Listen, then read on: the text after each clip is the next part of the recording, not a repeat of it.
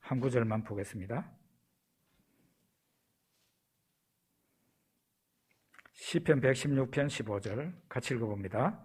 그의 경건한 자들의 죽음은 여호와께서 보시기에 귀중한 것이로다.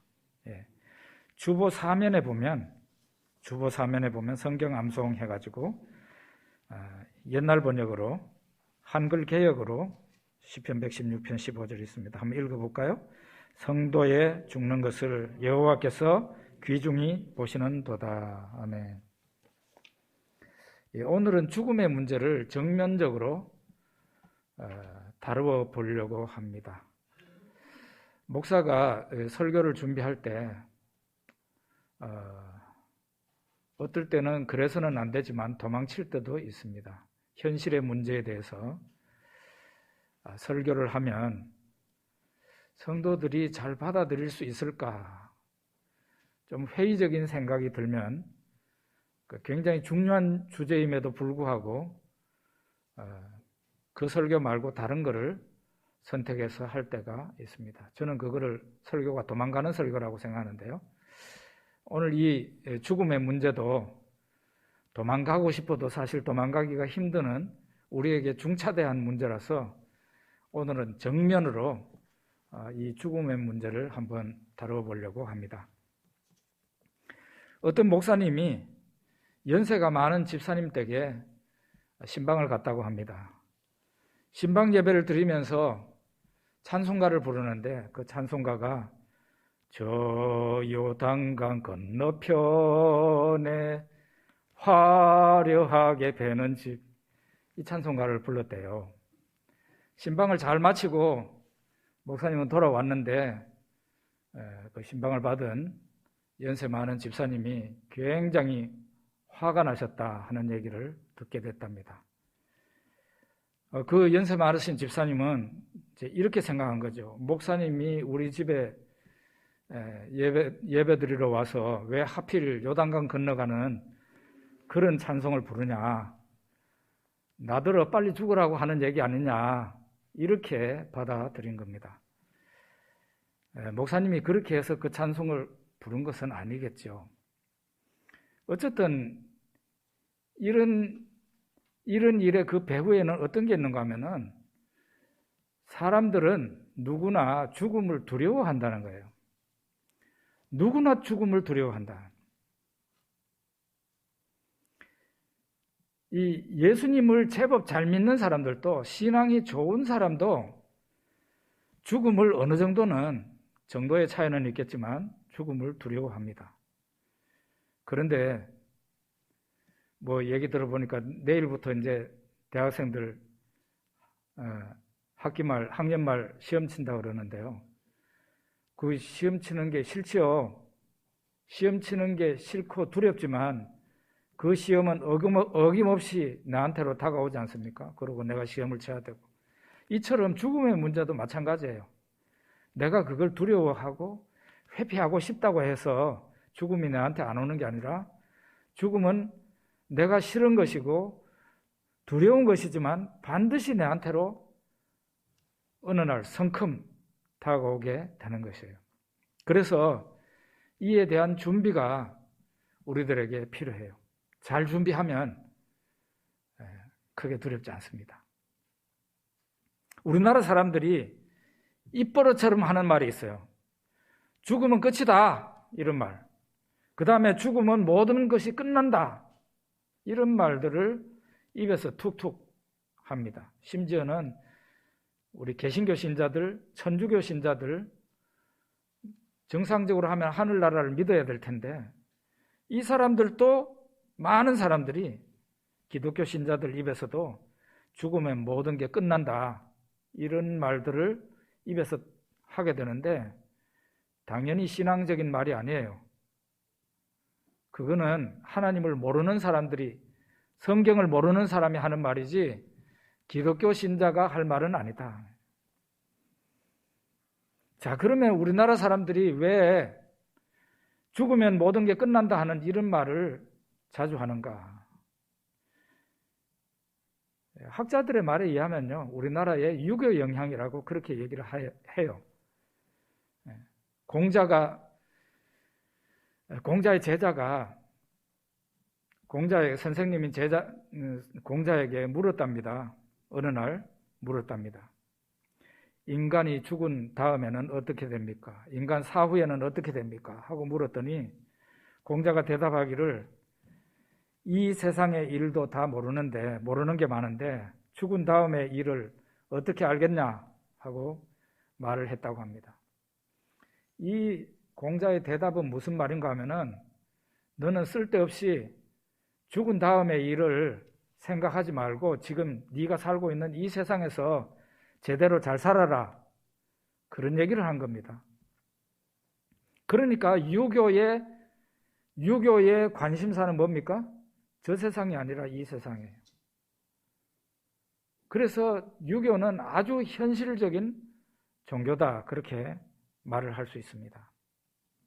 우리나라 사람들이 그래서 자기도 모르는 사이에 이 땅에 태어나가지고 유교의 영향을 받았는데 살 속에, 뼈 속에, 피 속에 이 공자의 피가 흐르는 거예요. 석가의 피가 흐르고 공자의 피가 흘러요. 그래서 은연중에 툭툭 나오는 게 유교적인 말, 불교적인 말이 막 튀어나오는 겁니다. 죽으면 그걸로 모든 게 끝난다. 이거는 유교의 영향이라는. 그런데 어떻습니까?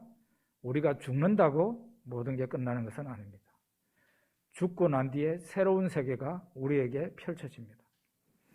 자, 그러면은 도대체 이 사망이라는 것, 죽음이라는 게 뭔가?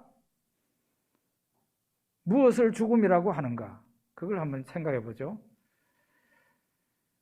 병원의 의사들은 생물학적으로 인간의 죽음을 말을 합니다.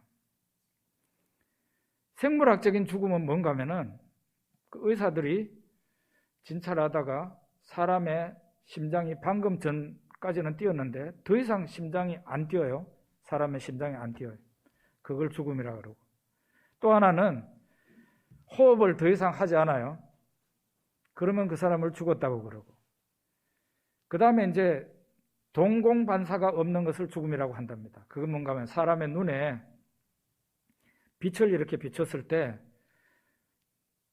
사람이 살아있으면은 자기도 모르게 이렇게 깜빡거린다는 거예요.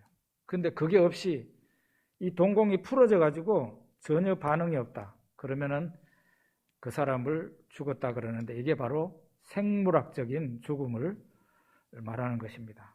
생물학적인 죽음, 생물학적으로 보는 죽음이에요. 자, 그러면 이것이 죽음의 전부인가?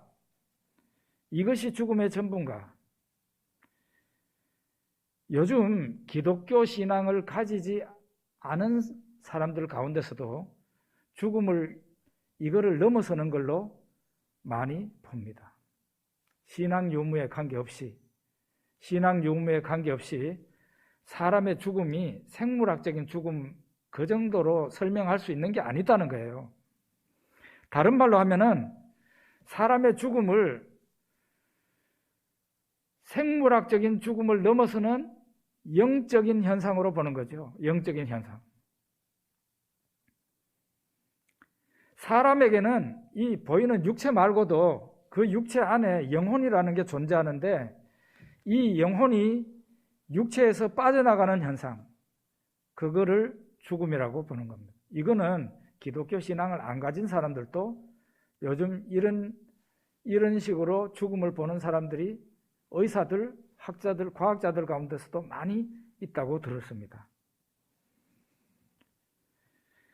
사람이 중병에 걸리거나 또 큰 사고가 나서 그 사람의 육체가 더 이상 이제 정상적인 기능을 하지 못하면 영혼이, 그 사람 육체 속에 있던 영혼이 그 육체를 버리고 떠나가게 됩니다. 이걸 죽음이라고 한다는 거예요.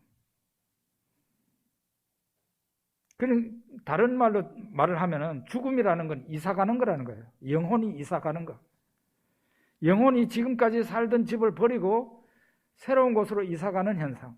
그것을 바로 죽음이라고 그렇게 보는 겁니다. 요즘 굉장히 유명한 의사, 서울대병원에 근무했던 굉장히 유명한 교수님인데 그분이 하는 말을 제가 들었는데요. 지금 요즘 그 세계적인 잡지, 네이처나 의학 잡지 이런 데 죽음에 대한 연구가 많이 보고가 된대요. 논문이 많이 나오고 사례 발표를 많이 한대요. 이 죽음을 기독교 신앙을 가진 사람들만 연구하는 게 아니라 일반 사람들이 과학적인 영역으로 죽음을 연구를 하는데 그 이유가 이게 인간의 죽음이라는 게 생물학적인 현상을 넘어서는 영적인 현상이다. 영적인 현상이다. 이렇게 일반인들이, 과학자들이, 의사들이 많이 보기 시작했다는 거예요. 그 이유가 있어요. 그 이유가 뭔가 하면은 소위 그 임사체험이라는 것이 많이 보고된대요. 임사체험이라는 건 뭔가 하면은 사람이 잠시 죽었다가 살아나는 거예요. 그것을 경험한 사람들 혹은 그것을 옆에서 지켜본 사람들이 이런 것을 세계 학계에다가 보고를 하는 거죠. 미국에 있는 어떤 의사는 굉장히 유명한 사람이던데 이 사람도 미국인 의사입니다. 이 사람은 평소에 사람이 영혼이 있다는 것을 생각하지도 않고 부정했던 그런 사람인데요. 이 사람이 어느 날 심장 쇼크로 잠시 죽었다가 살아나는 일이 있었다고 그럽니다. 병원에서 근무하다가 자기가 잘못돼가지고 죽어버린 거예요. 근데 자기가 죽자마자 자기 영혼이 몸에서 빠져나와가지고 자기가 근무하는 그 방에 위에 이렇게 공중에 떠서 있게 되더랍니다. 그러면서 자기 육신을 이제 죽었으니까 의사들이 어떻게 처치하는지를 다 본 거예요. 동료 그 미국인 의사들이 뭐 한번 심장 이렇게 전기 충격기 이런 거 가지고 대충 한번 해보더니 사람 죽었구나 이러면 그냥 포기해버리더래요. 근데 한국에서 온 어떤 한국인 의사가 거기 그 병원에 있었는데 이 사람을 이 죽은 의사가 평소에 동양인이라고 멸시하고 좀 깔보던 그런 의사인데 이 의사가 이 죽은 의사를 살리려고 땀을 비오듯 흘려가면서 다른 사람은 다 포기했는데 이 사람은 포기하지 않고 1시간 이상이나 사람을 살리려고 그렇게 막 가슴을 주무르고 막 이렇게 하더라고요. 그래서 이 사람이 마침내 살아났어요. 살아나가지고 한국인 의사 그 사람한테 얘기를 했답니다. 내가 잠시 죽었을 때 내 영혼이 그런 상태에 있었다고. 이 방 저 위에서 다 내려다 봤는데 다른 사람들은 대충 해보더니 다 포기했는데 당신은 그렇게 해가지고 나를 살리더라. 내가 그걸 다 봤습니다. 정말 고맙습니다. 이런 말을 했다는 거예요. 이런 게 임사체험입니다. 또 어떤 등반가는 에베레스트를 등반하다가 절벽에서 발을 헛디뎌가지고 추락을 했습니다. 추락을 했는데 그 추락하는 몸에서 영혼이 빠져나온 거예요. 빠져나와가지고 자기가 추락하는 걸 그대로 다 본 거예요. 그리고 자기 몸이 땅바닥에 딱 떨어지는 지점도 정확하게 본 겁니다. 이 사람이 나중에 다시 살아나서 자기가 그 희한한 체험을 했던 것을 그대로 보고를 한 거죠. 자, 이런 일이 기독교 신앙 유무를 떠나서 기독교 밖에서도 이런 임사체험이 많이 보고가 되면서 학자들 사이에 죽음이라는 것이 생물학적인 현상을 넘어서는 영적인 현상으로 보지 않을 수 없는 그런 상황이라는 겁니다. 요즘 그렇다는 거예요. 그래서 우리가 죽으면 다 끝이다 이런 식으로 생각하고 말하는 것은 잘못된 거라는 거죠. 당연히 성경은 우리 죽음에 대해서 얘기를 하는데요. 죽음을 영적인 현상으로 봅니다. 요한복음 19장 30절 한번 봅시다. 예수께서 신포도주를 받으신 후에 이르시되 다 이루었다 하시고 머리를 숙이니 영혼이 떠나가시니라. 예수님이 마지막으로 다 이루었다 하시고 머리를 숙이는데 영혼이 떠나가셨다. 이 영혼이 예수님 육신을 떠나서 다른 곳으로 이사를 간 거예요. 이사를. 예수님께서 부자와 거지 나사로의 이야기를 하셨어요. 이 이야기는 사람 사후에 어떤 일이 벌어지는지를 예수님께서 말씀하셨는데요. 거지 나사로는 부자의 집 그 근처에서 얼찐걸으면서 부자가 주는 음식이나 받아 먹고 했던 불쌍한 사람이었습니다. 이 세상에서는 부자는 호의호식 하면서 살았고 거지는 병이 들었지만은 그 병까지도 치료를 못 받고 개가 그 사람의 헌대를 핥아주는 그런 불쌍한 삶을 살았는데 죽고 난 뒤에 그 사람들이 역전현상이 일어나요. 그게 뭔가 하면은 거지 나사로는 죽어서 그 영혼이 어디로 이사를 갑니까? 낙원, 천국의 아브라함 곁으로 이사를 갑니다. 거기로 갔어요. 그런데 이 부자는 음부, 불구덩이 가운데 떨어집니다. 그래서 이 부자가 저 천국에 있는 아브라함에게 아버지 아브라함이여 하면서 내한테 좀 물 좀 찍어가지고 내 이 혓바닥 좀 서늘하게 해주십시오. 안 된다. 네가 있는 곳과 우리가 있는 곳은 도저히 건너갈 수가 없는 곳이다. 그러면은 저 지금 세상에 살고 있는 내 형제들 내가 있는 이곳에 오지 않도록 저 나사로를 좀 보내줄 수 없습니까? 그것도 안 된다. 세상에 모세와 선지자들이 활동하고 있기 때문에 그 사람들 말을 들으면 된다.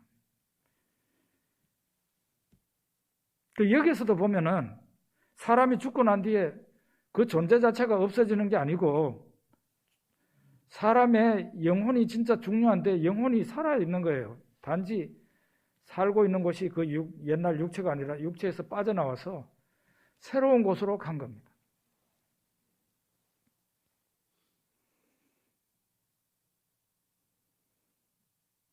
그런데요, 사람이 사후에 자기가 가고 싶은 곳으로 가는 게 아니고 천사의 인도로 가게 되는데 그 사람이 하나님의 자녀라면 천사가 알죠?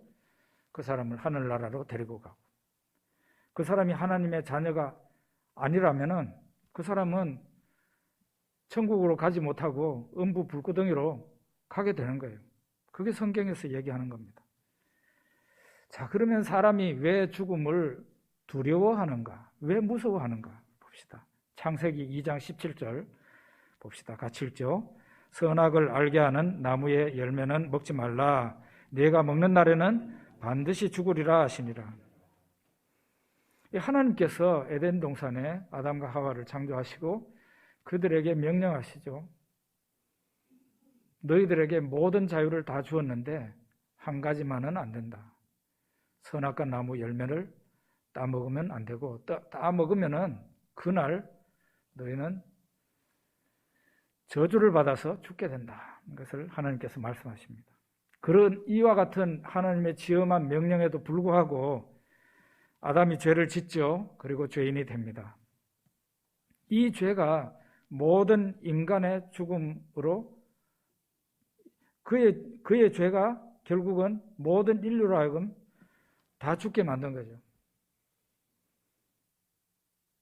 성경에 보면은 조상의 허리에 우리가 다 있었다고 하는 그런 표현의 말을 봅니다.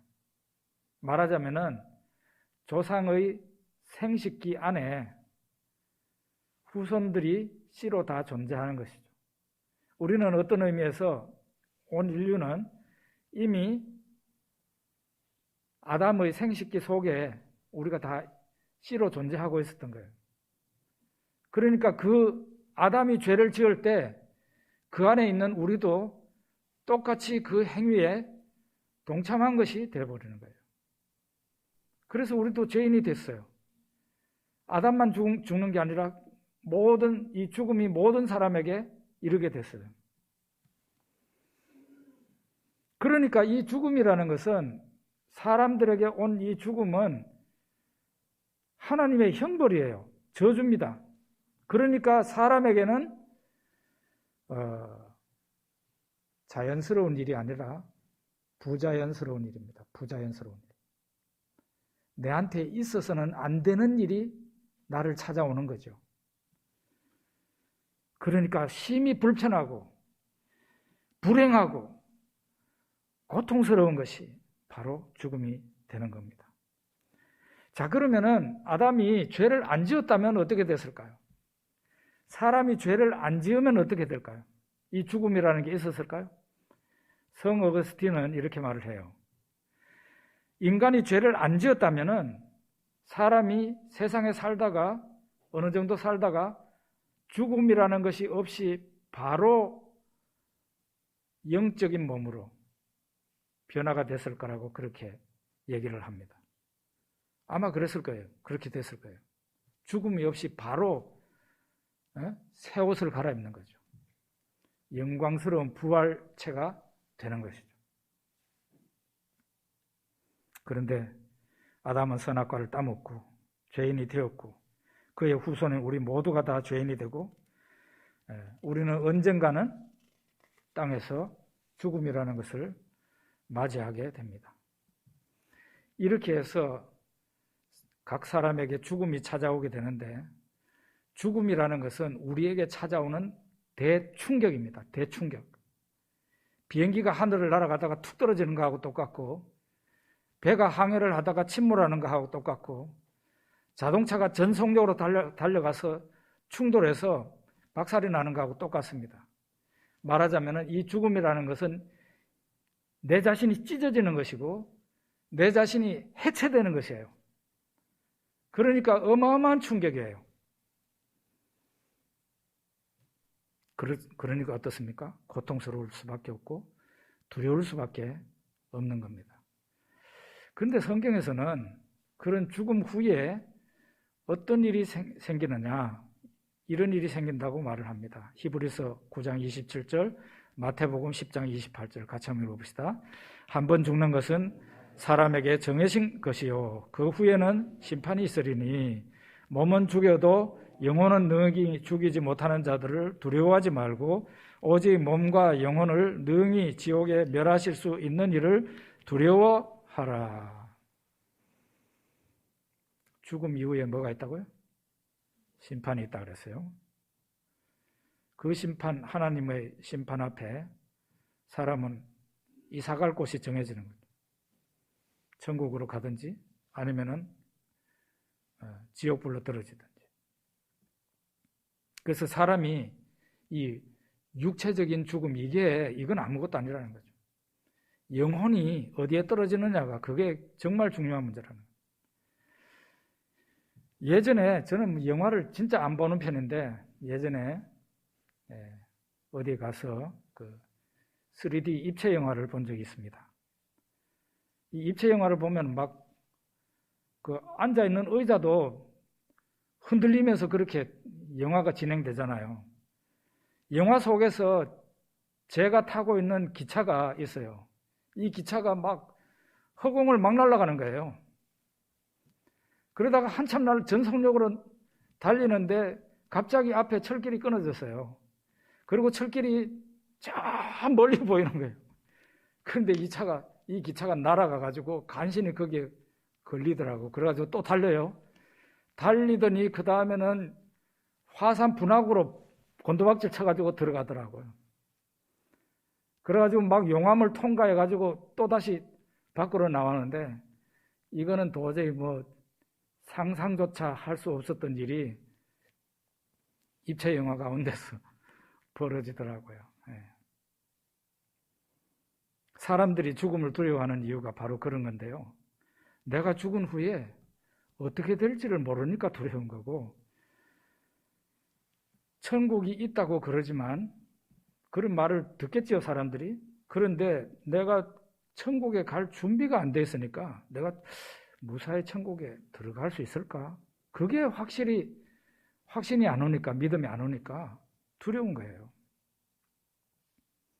만약에 여러분과 제가 믿음이 있고 여러분과 저의 사후에 일어날 일을 미리 다 알고 있고, 그리고 그것을 잘 준비해서 하늘 아버지 집에 갈 준비가 딱 완료되어 있다면 죽음이라는 것이 그렇게 두려운 것은 아니다, 그런 얘기예요.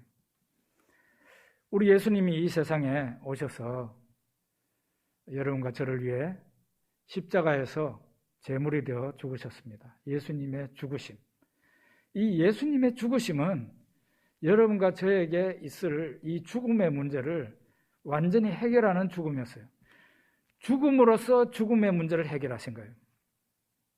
히브리서 2장 14절 15절 한번 봅시다. 자녀들은 혈과 육에 속하였음에 그도 또한 같은 모양으로 혈과 육을 함께 지니심은 죽음을 통하여 죽음의 세력을 잡은 자 마귀를 멸하시며 또 죽기를 무서워함으로 한평생 매여 종로로 타는 모든 자들을 놓아주려 하심이니. 예수님이 십자가에서 죽으심으로 죽음의 세력을 잡고 있는 자 마귀를 멸망시키셨다. 그리고 이 죽음이라는 게 너무 무서워서 죄 짓고 하나님 앞에 불순종했던 그 사람들을 예수님이 죽음으로써 해방시키셨다. 마귀가 이 죽음이라는 것을 가지고서 사람들을 노예로 삼고 있다는 거예요. 그걸 예수님이 십자가에서 죽으심으로 그 우리에게 겁을 주고 우리를 노예로 삼고 있는 그 마귀를 죽음으로써 죽음의 세력을 잡은 자 마귀를 멸하셨다. 두 번째는 로마서 6장 23절입니다. 죄의 삭은 사망이요 하나님의 은사는 그리스도 예수 우리 주 안에 있는 영생이니라. 예수님이 십자가에서 죽으심으로 우리의 죽음을 180도 바꾸어서 영생으로 바꾸어 놓으셨어요. 영생이 되게 했어요. 예수님이 십자가에서 안 죽으셨으면 우리는 그냥 죽음 속에서 있을 수밖에 없는 사람들인데, 예수님이 십자가에서 죽으심으로 우리의 죽음이 영생으로 완전히 체인지가 된 거예요. 세 번째, 누가복음 23장 43절 봅시다. 예수께서 이르시되 내가 진실로 네게 이르노니 오늘 네가 나와 함께 낙원에 있으리라 하시니라. 예수님이 죽으심으로 인해 가지고 우리의 죽음이 복이 되게 했습니다. 복이 되게 했습니다. 예수님을 몰랐으면 죽음은 그냥 저주예요. 하나님의 형벌이에요. 그런데 예수님이 십자가에서 죽으셨고 우리는 그 사실을 알고 믿습니다. 예수님이 나를 위해서 죽으셨다는 거 압니다. 그렇기 때문에 예수님이 십자가에서 우리를 위해서 죽으심으로 인해 가지고 우리가 장차 언젠가는 죽게 되겠죠. 그런데 그 죽음이 저주와 하나님의 형벌이 아니라 그것이 하나님의 복이 되게 만들었다 이 말이에요. 그래서 우리는 죽자마자 바로 하늘나라로 가는 문이 우리 앞에 열리게 되는 거예요. 그래서 아까 우리 본문 읽었습니다마는 성도의 죽는 것을 여호와께서 귀중히 보시는도다. 하나님께서 우리가 죽을 때 우리 영혼을 천사를 시켜서 하늘나라로 인도하시는 거고, 우리는 그때 정말 싸움에서 승리하고 돌아오는 그 개선장군같이 영광스러운 모습으로 천국에 입성하게 되는 겁니다. 죽음이 어떻게 됐어요? 복이 되는 거예요. 복이. 그 다음에 고린도전서 15장 51절 52절 봅시다. 보라, 내가 너희에게 비밀을 말하노니 우리가 다 잠잘 것이 아니요 마지막 나팔에 순식간에 호련히 다 변화되리니 나팔 소리가 나매 죽은 자들이 썩지 아니할 것으로 다시 살아나고 우리도 변화되리라. 예수님이 십자가에서 죽으셨는데 죽으심으로 끝난 게 아니죠. 부활하셨잖아요. 그것이 우리에게 그대로 적용이 되는 거예요.